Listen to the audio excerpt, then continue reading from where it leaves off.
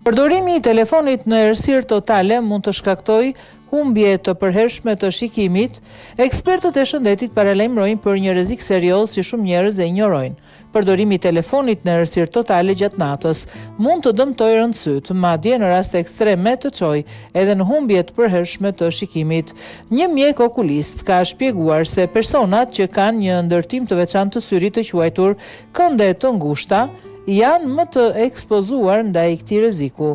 Kur ndodhemi në errësirë, bebza e syrit zgjerohet për të lejuar më shumë dritë të hyjë, por në disa individ, kjo zgjatje mund të bllokojë rrjedhën natyrale të lëngut brenda syrit. Si pasojë, rritet presioni i brendshëm i syrit, duke shkaktuar një gjendje të quajtur glaukom akute dhe mbyllje të këndit, e cila mund të dëmtojë nervin optik brenda disa orësh.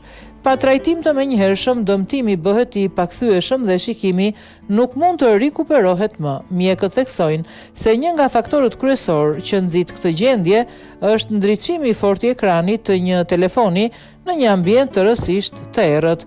Ky kontrast i fortë mes dritës dhe errësirës i shkakton syrit stres të menjëhershëm, duke e ekspozuar ndaj dëmtimeve të mundshme.